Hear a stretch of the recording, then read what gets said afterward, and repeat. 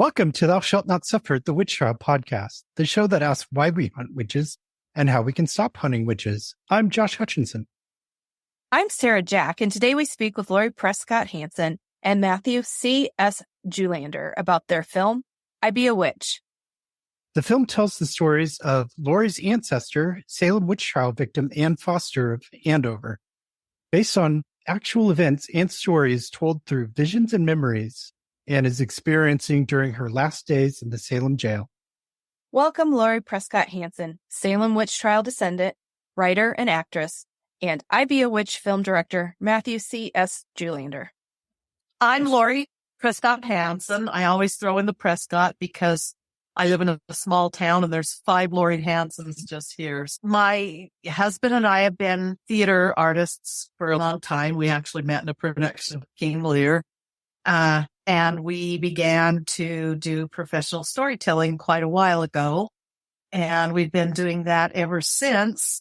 He taught theater at the university here for 20 years, and I did a lot of directing of shows here. And here in small town Idaho, as far as being a storyteller goes, there's not a lot of venues unless you create them yourself. And so that's what led me along the path of doing one-person shows. And this one about Anne is the second one I've done. And so that's my background. Matthew, take it away. So I'm in Utah. I went to film school at Brigham Young University and then zapped off to Los Angeles for close to 20 years of unsuccessful attempts to make my way into the film industry in earnest. So I worked on a few shows and made some corporate videos and just bounced around. And then eventually decided to move back to Utah. And at which point I met Sherry Julander, who I then married. And she is the lady who co-directed our movie and also adapted the screenplay from Lori's one-woman show. And so the story goes that, 2 years ago, Sherry comes to me and says, hey, I have some friends who are putting on a one-woman show up in Idaho. So we drove for 6 hours, and like about hour 1 of the drive, she said, oh, by the way, it's a middle-aged woman doing a one-woman show. And she was worried that I was going to hate the whole thing and want to turn around. Kept it under wraps. But so she waited till we got far enough along that I was stuck. So we went up and watched it, and the story is really compelling. I was just struck. And so as soon as the lights came up, I turned to Sherry and said, do you want to try and make a short film out of this? And thus was hatched our little plot here. What started as something that was going to be a 25 to 30 minute movie has ballooned up to a short feature length movie. And now we're on your podcast. Sherry was actually a former student of my husband's. And so we had worked together. I've done plays with her in the past. And we had talked years ago about wanting to do something around Salem just because we'd both always been intrigued by the subject. Then I found out later my ancestor was actually one of the accused women. And Sherry said that name sounds so familiar. And she went back and checked her personal history. And lo and behold, we are both descendants of Ann Foster. We felt a real bond and a real kinship doing that. And something that we meandered around years ago finally became a reality. Wow. What's it like to find out that your friend is also your cousin? It couldn't have happened to a nicer person. I love her. I love her to death. And she is an amazing actor as well as screenwriter. And she and Matthew are the force together to be reckoned with as far as film production. We're really excited that they joined on. Yeah, Sarah and I also have a common Salem ancestor. We started doing the show and then found out that we're cousins. Really? Yeah, we're both from Mary Estey. Oh, So, wow. yes. Yeah. You hear all these names and there's so many stories. So many stories. Yeah. Do you want to tell us about Ann Foster's story? My son called me one day. He's known as a storyteller. I've always been drawn to crone figures, to wise women, to that sort of thing. And jokingly have always said I'm part witch. But he called me one day and said, did you know that you are related to an accused witch of Salem. And it just floored me. And because I had no idea. So I went back and he showed me the timeline, the link from grandmother to grandmother. And she's my 11th great grandmother. And so I began to just read into her life. And the more I read, the more compelled I was. And because her story is so unique and uniquely tragic because of the elements in her life, that it just pulled me in, and I wanted to do something about and for this woman that I felt a real kinship to. So that's the kernel of the beginning of it for me, and my appeal to Anne, because like I say, even if she weren't a relation, her story is so compelling because it's very unique in its own right. Go for it, Matthew. What was it about Anne that sucked you in as a non-related? Something that I found striking about this whole process is how much of just the dialogue in our movie is pulled straight from like court reports. This is apparently what at least whoever was writing it down got as the exact things that people were saying. And so that makes it does make it very personal. And you're saying, oh my gosh, this isn't just a story. This isn't the Avengers. This is like a real person that all this stuff happened to. So as we set about to make a movie of it, in large part, we just followed what we saw Laurie do when she put on the one woman show. But we treated it with a certain degree of gravity or reverence or care because we wanted to keep it a true story. We wanted to keep it true to what, as far as we can tell, what Anne Foster might have really felt. I have a feeling that Laurie might be, I don't know, a feistier person than Anne was. Because I'm told at the time of, maybe Anne was feistier in her younger years, but at the time of her incarceration, she'd gotten on in years and she was quite feeble. No one will ever accuse me of being feeble. But on the other hand, just from the life that she led and some of the things that she did that were contrary to what would have been culturally accepted, especially since being culturally accepted I think it was a much bigger deal for the Puritans in New England. I think she probably was a feisty lady. She probably was a little bit of a rebellious lady. And maybe she was forced to be that way just because she married a guy who was way too old for her and defied some expectations. So in any case, it was really interesting being able to look into the life of this very real person and have some of the words that she came up with when she was in the trial, when she was giving her confession, and just trying to not just see through that window, but try and open that window up to other people so they could see into it as well. And so this began as a solo project, a one-person play, and then evolved from there. What can you tell us about the one-woman play? When I began writing this whole thing, I began it through a storytelling approach. I was going to tell her story third person. And I actually wrote it out and I began reading it to my husband and I realized it was so boring and it sounded like a book report. And so I played around with combinations of narration and then character. And that became really sing-songy back and forth. And he finally said one day, you just need to write it as a play.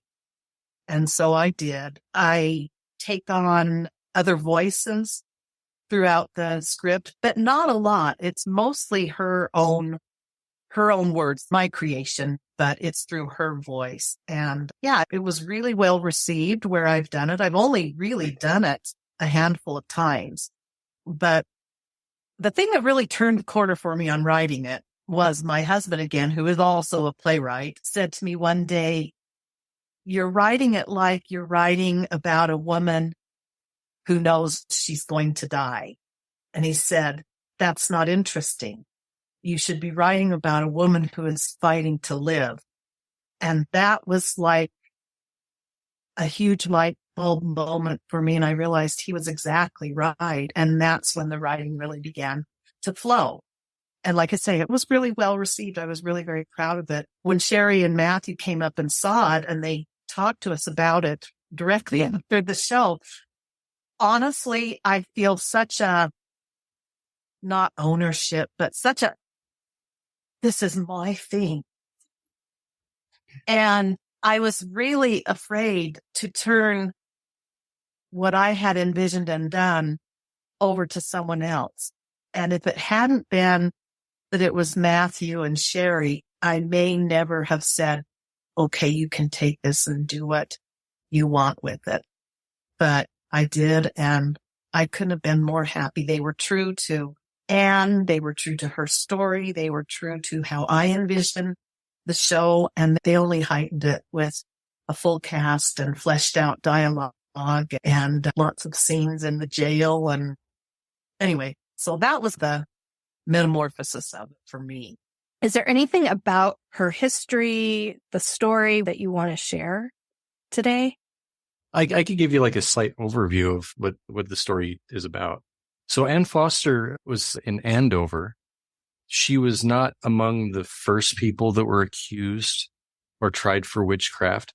Her story started because there was a man in her town. So Joseph Ballard's wife was ill, and he thought maybe it was witchcraft. He had heard about all these people getting accused and convicted of witchcraft in Salem. So he went down to Salem and grabbed some of the teenagers who had been accusing people and brought them back to Andover.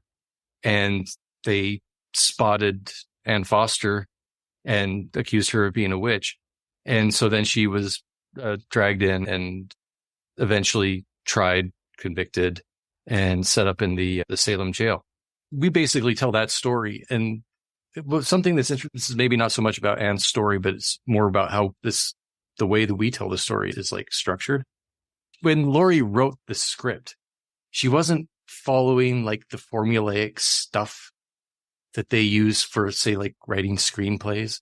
Whereas the story that we told, it's almost as if the inciting moment happens before the story starts, and it happens like in a flashback, because the whole story is told from Anne Foster's perspective in the Salem jail. And the question that we're trying to put into the minds of the audience right out of the gate is, okay, how did she get here? What happened? How did this madness ensue? And then she just tells the whole story. She goes back to the whole Salem witch like craziness, to her earlier life. She talks about how she was married to a man who was quite a bit older than she was. She talked about her children. She talks about something that happens, one of the terrible events that happens to one of her children, which maybe I don't want to reveal yet because you have to watch the movie. Yeah. All these things could have had an influence on why the people of the time thought, oh yeah, that makes sense that Anne Foster would be a witch. Because when you're already the other, you're a sitting duck. Yeah, she was already like an easy target for the accusations. I think that everybody who does a Salem witch trial story or tries to tell the story, the central question is, how did this happen? It's always, how did this happen? How did these people get to the point where they actually executed people for a thing that nowadays we see as just like being a fiction, just completely made up?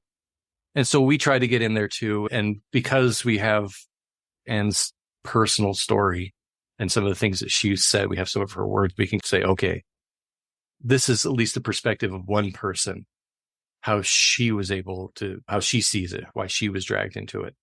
One of the striking things for me is that Anne Foster herself, in our dialogue, she says, oh, I believe there's witches.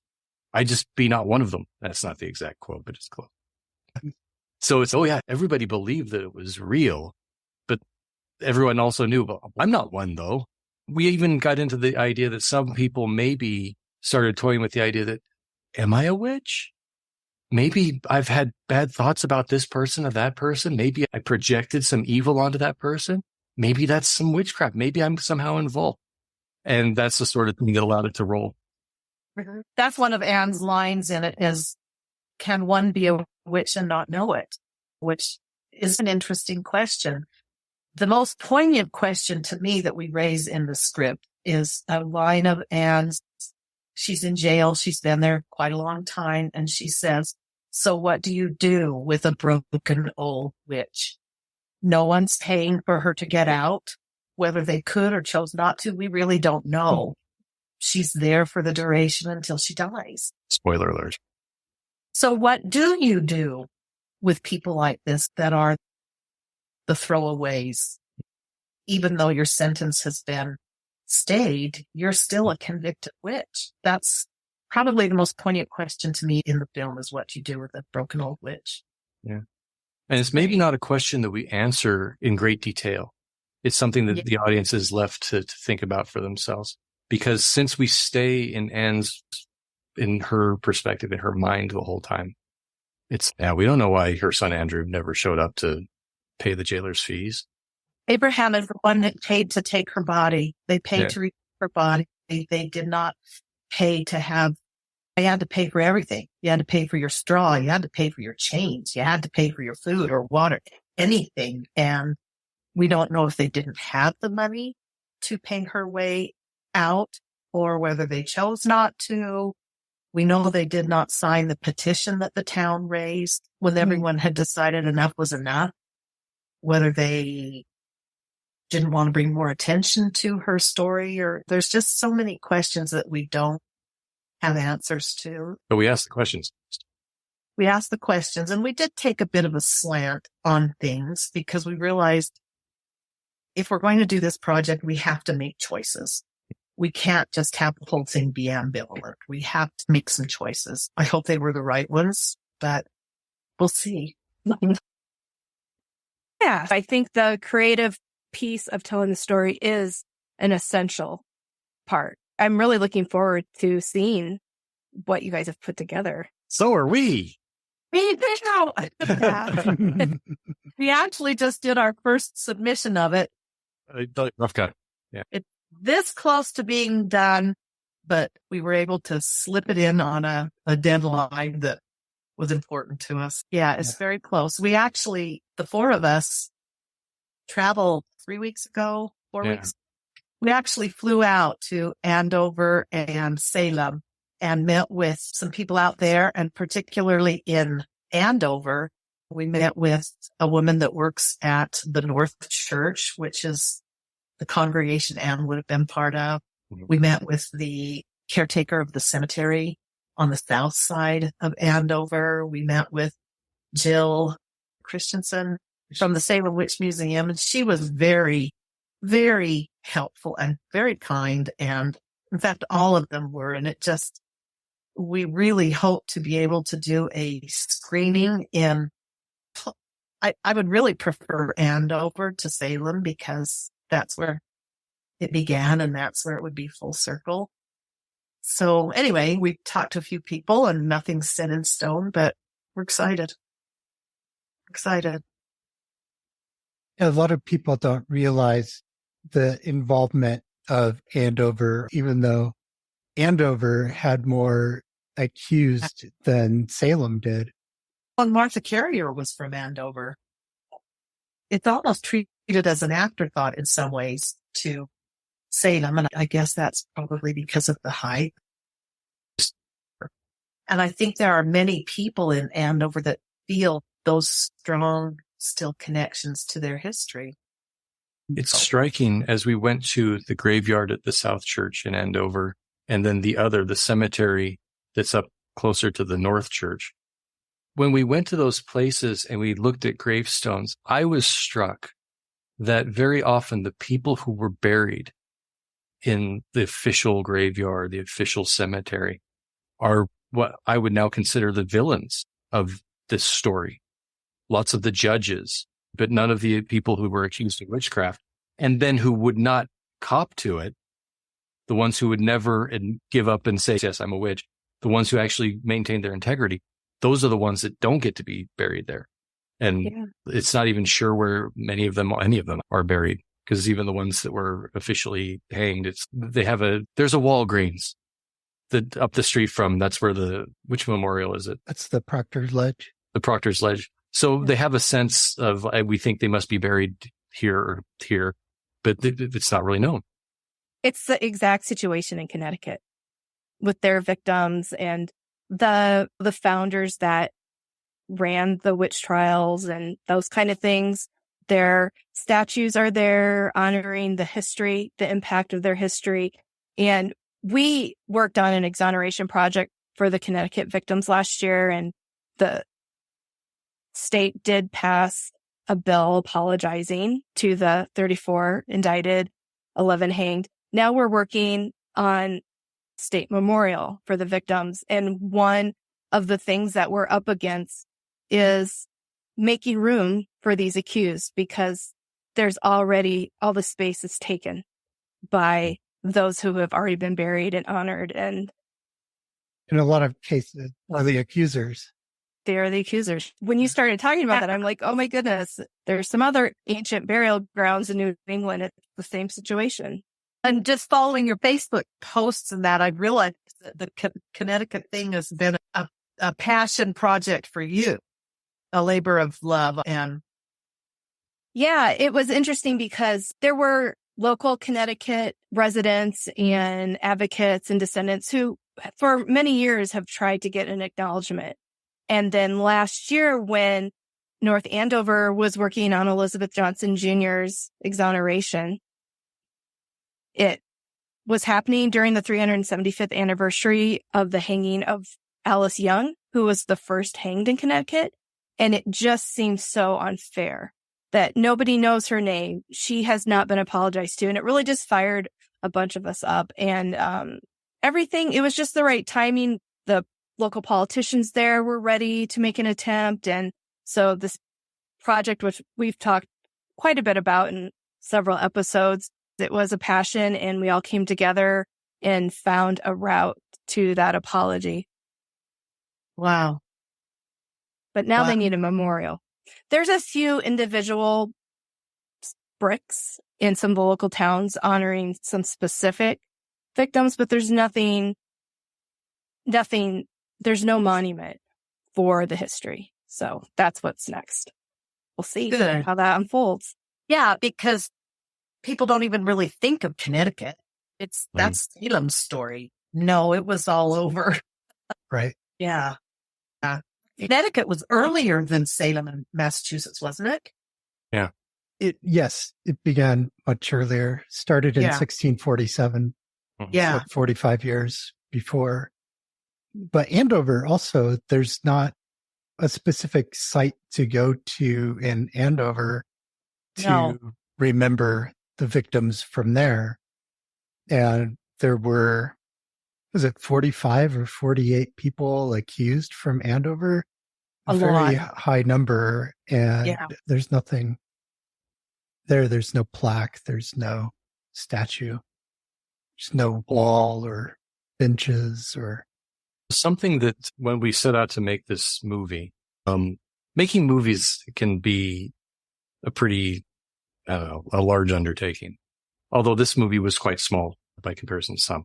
We shot the entire thing in a 20 by 30 garage. So even though it is a period piece, we built a couple of sets. So we have a prison set that is meant to look very realistic. I mean, we had a foster home set that ended up looking very realistic over the course of the shoot. The first scenes that we did in that, we only had 2 walls of that set. But later on, we built out the whole thing. In any case, it takes over your life for a while because you end up realizing, oh, I'm building a house. There's something where you have to decide that you want to go through all the trouble, right? You have to tell yourself this is worth it. And so as we've been talking about the people who are past, and the people who went through this incredibly unjust situation, and some of them lost their lives, I was thinking, whether you believe in an afterlife or not, I would think that those people, maybe it doesn't matter what we think of them now, right? If you don't believe in an afterlife, then clearly they don't care. If you do believe in an afterlife, they might be busy with something else. And so it's maybe not so much for them that we do these memorials and that we try to set things right. It might be more for us. And so that's the thought that I had when we were making this film, is I want this film to be something that shows how that happened back then, in that sense that those who don't learn from history will repeat it. If you do learn from history, hopefully you grow. And as we were making the film, I was always trying to think, okay, how is this going to affect people? How can we show people something that hopefully makes them into better people? And the crazy thing about the whole witchcraft trial fervor that ran across Europe and then America, in many cases, it wasn't as if there was some ulterior motive, but oftentimes it was just, I don't know, the arrogance of the judges, the arrogance of the people in their religion thinking that they were infallible. It was just, things got out of hand and people's emotions were driven to a certain direction, and there was no one to say, well, let's calm down. Let's think about this. And so it seems like that is an informative lesson for us right now. And maybe always. Everybody always likes to say, oh, in our time, things are so tough and it's so similar to now. And you could say that about now. And you could say that about probably any epic in the Earth's history as well. In any case, it seems like it's a useful story for us to look at and say, hey, do I have any prejudices? Do I have any arrogance? Do I have any beliefs that are untested that I'm so sure about that I would do something that might turn out to be reprehensible? And hopefully the movie and these stories, and even when we talk about the monuments and trying to call attention to, so like Alice Young that nobody's ever heard of, if we can call attention to these people and say, look, these stories all happened, hopefully that'll affect us now and say, okay, I don't want to create another story for somebody 375 years from now to look back at and go. And Anne Foster's story is so compelling because of so many reasons. You alluded to earlier something that happens to one of her daughters before the trials. And then there are things that happen to her family during the trials. And humble, meek, fragile old Anne was very well known because of her family and what had happened in it. Everyone knew Anne Foster's history. She was very ripe for the picking. Yeah. I think that's actually an interesting thing about the story. So maybe most people's entrance into their understanding of the Salem witch trials is the Crucible. That seems to be the most famous story that's been told. But the Crucible it portrays John Proctor, and is it Elizabeth Proctor? They're portrayed as having, John had an affair, right? He's portrayed as having the sin that he committed. Anne is interesting in that there's really no sin for her, but there is this circle of bad things that have happened. Things that, okay, your son-in-law is a really bad guy though. And maybe there's a little impropriety with this. And maybe like your granddaughter's a bit of a mess. She's not being very Puritan. There was things that made it look like she could be looked at as being bad somehow. I think that's a really important thing to look at in the story. If I were to tell another story from the witch trials, I maybe would want to do one about Rebecca Nurse, because she's theoretically like the perfect Puritan, just angelic in every way. But the idea that I'm going at is some of these people who got roped up in this, they really were unimpeachable. I guess you can't say they were above reproach. They would probably had their personal interactions where they might get mad at somebody or do something that people would remember and think of them as having been sinful or wicked or something. They really were just good people, just fairly honest, fairly good people like hopefully you and me. And John Proctor himself, the same thing. Historically, there was not an affair or anything like that. That was Arthur Miller's slant on it that pulled us all in.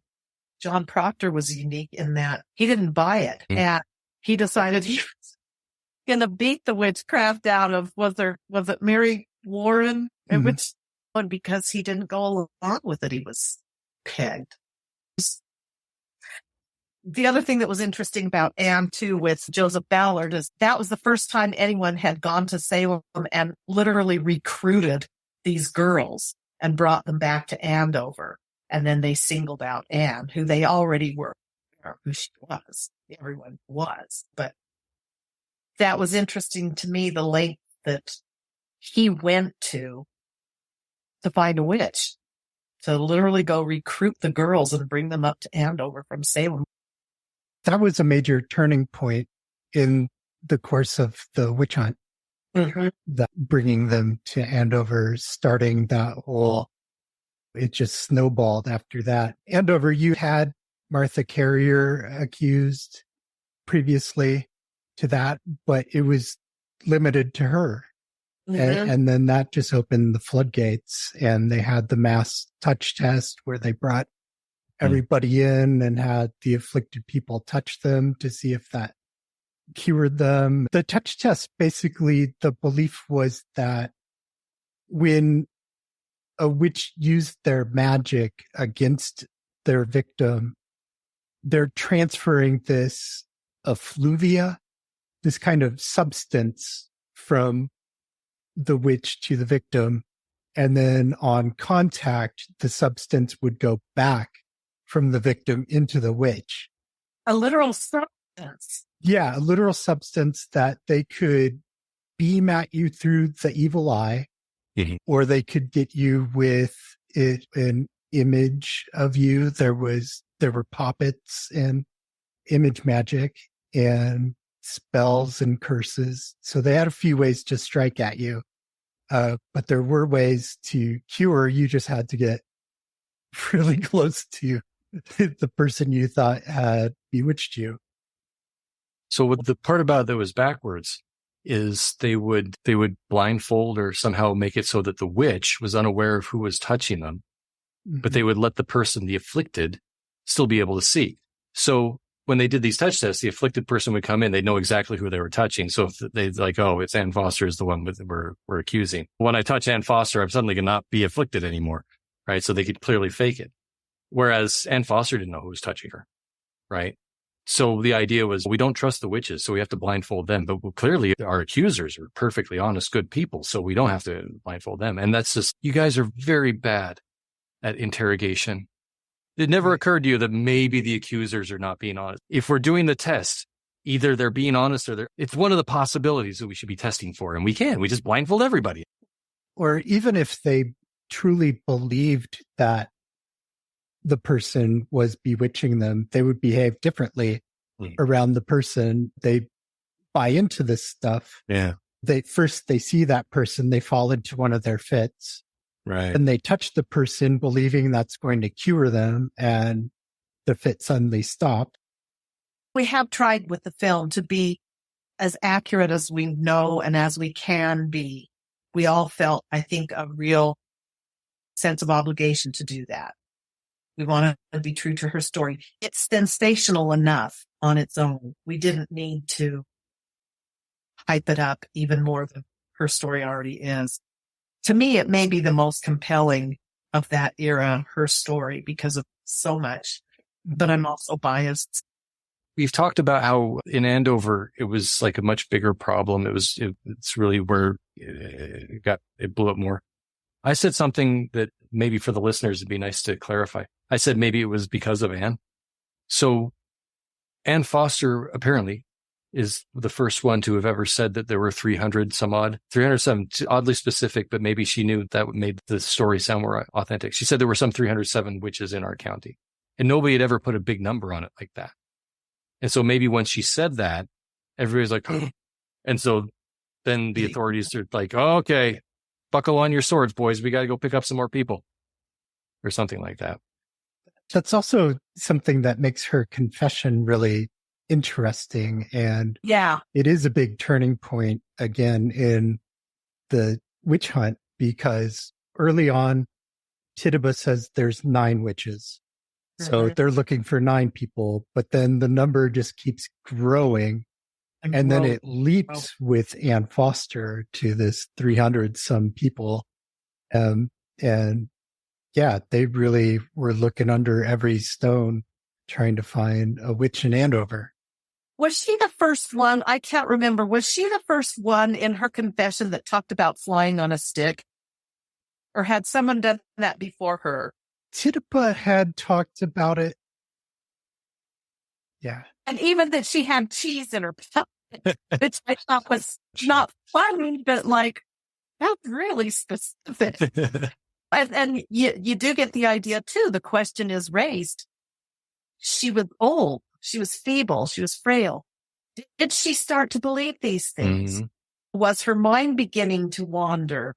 Was she confessing to save herself and members of her family, to take it on herself? We don't know all those things, but they're all really compelling questions.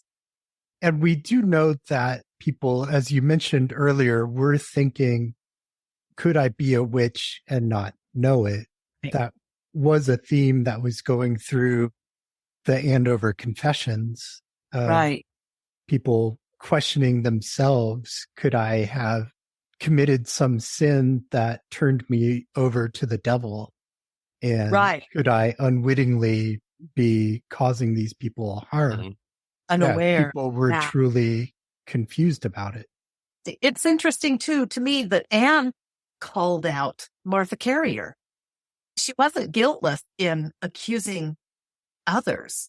I think in her mind, Martha Carrier is already in prison. So I'm not doing any additional harm. You could spend years delving into all of this and never get to complete answers.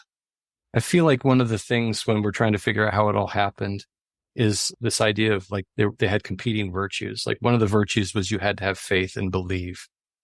And another virtue was you had to have integrity and be honest. And those were competing virtues in the sense that, say, with John Proctor, who thought that all the witch stuff was a bunch of hubbub. And Laurie said he tried to beat it out of his servant. Like, I'll show you. Say that you sense witches. Whack, whack. Do you still sense witches? Nope.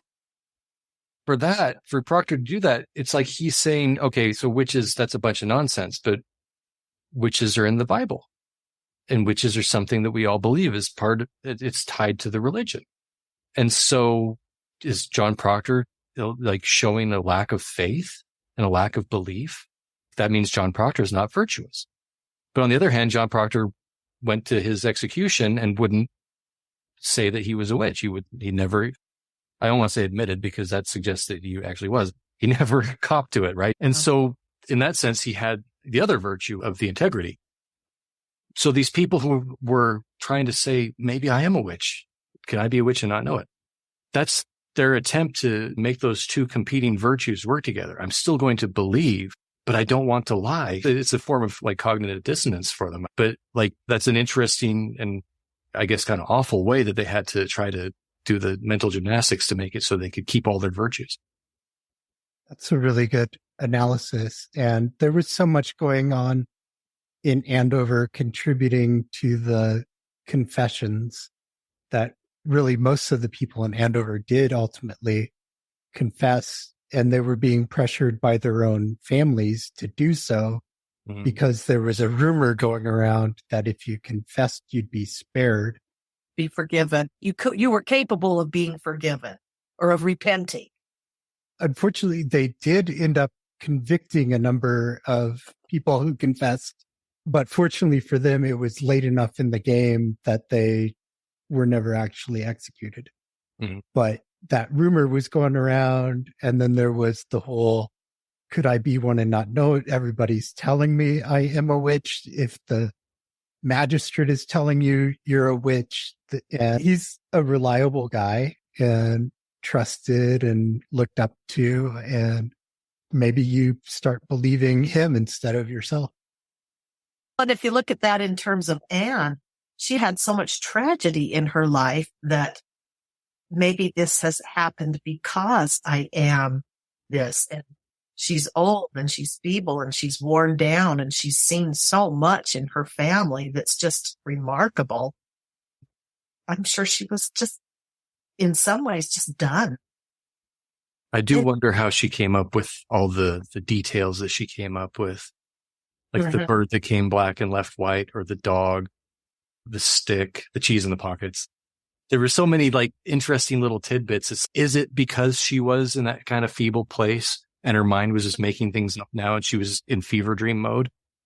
Or was she like knowingly trying to protect her family and this is the best way to do it? I've seen enough lying. She had. I'm going to do detailed lies so they seem more. And the details of life that are given extra magical or whatever stories to explain them. Anne had a bad leg or a bad hip. She says it's because she fell off the stick.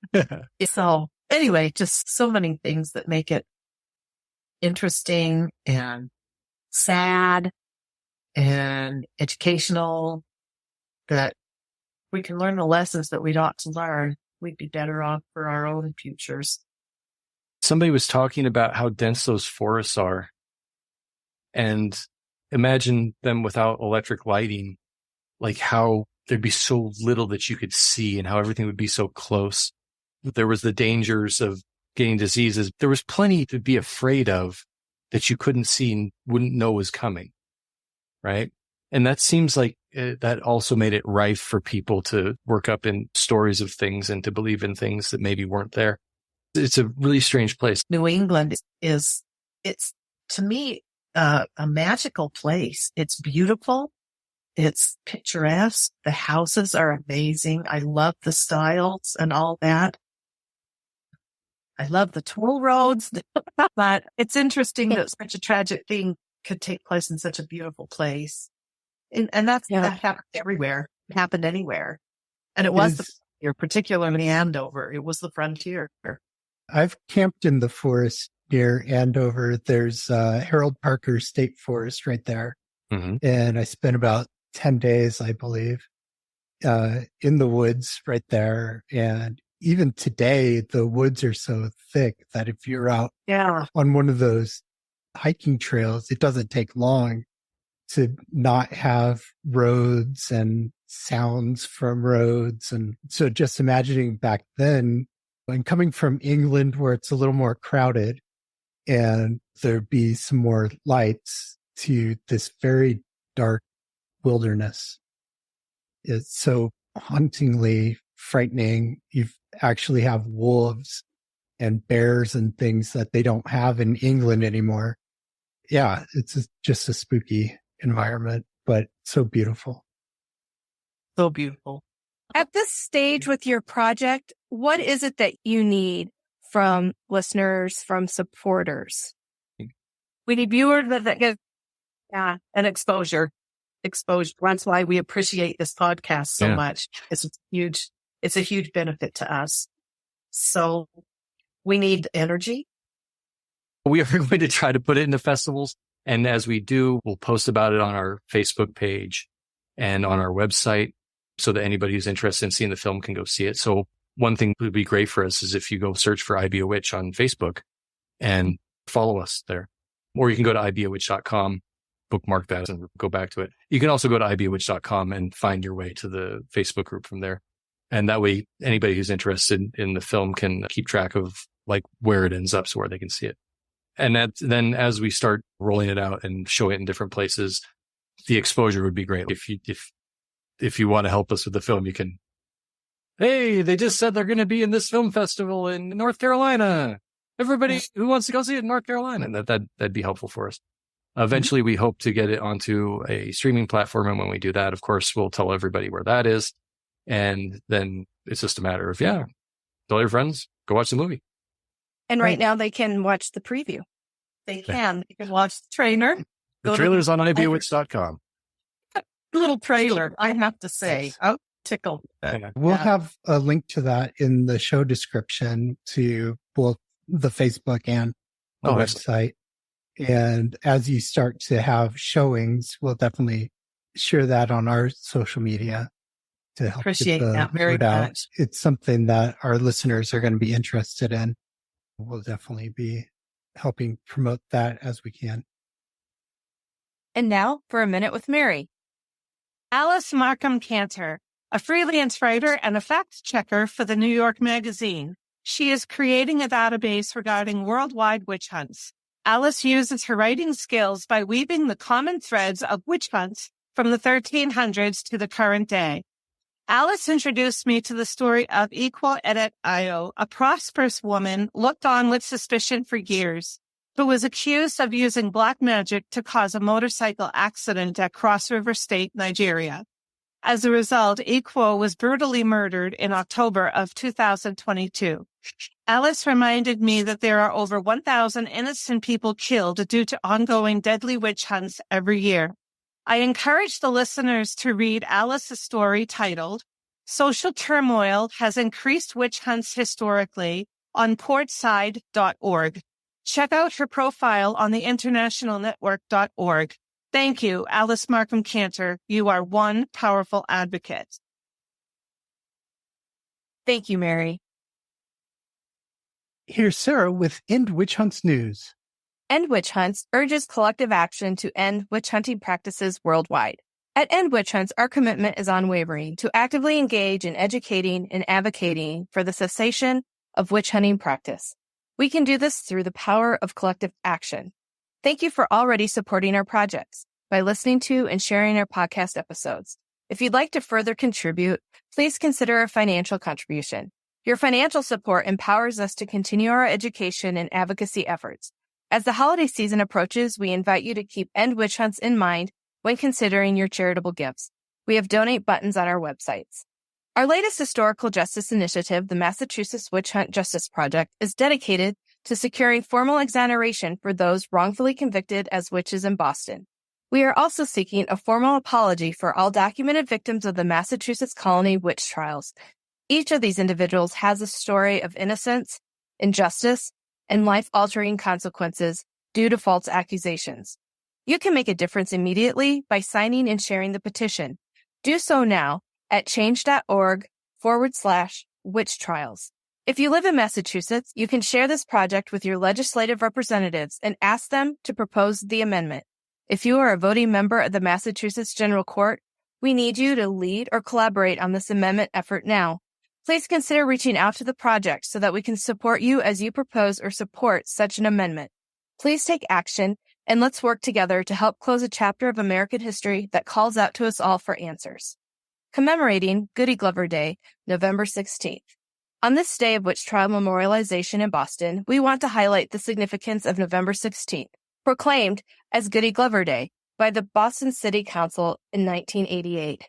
Goody Glover, an Irish Catholic widow, was falsely accused, convicted, and hanged for witchcraft on the state in 1688. We invite you to commemorate Goody Glover Day by visiting her memorial plaque at the parish of Our Lady of Victories. The memorial plaque recounts the tragic tale of Anne Glover, emphasizing her unwavering commitment to the Catholic faith. You may not be able to visit the memorial plaque, but you are able to pay tribute through various means, including social media discussions, coffee shop conversations, educational programs, and moments of reflection. Your support is instrumental in driving positive change and bringing an end to the dark history of witch hunting practices. For more information and to contribute, visit endwitchhunts.org. Thank you, Sarah. You're welcome. And thank you for listening to Thou Shalt Not Suffer, the Witch Trial Podcast. Join us next week. Subscribe wherever you get your podcasts. Visit us at thoushalltnotsuffer.com. Remember to tell your friends about the show. Support our efforts to end witch hunts. Visit endwitchhunts.org to learn more. Have a great today and a beautiful tomorrow.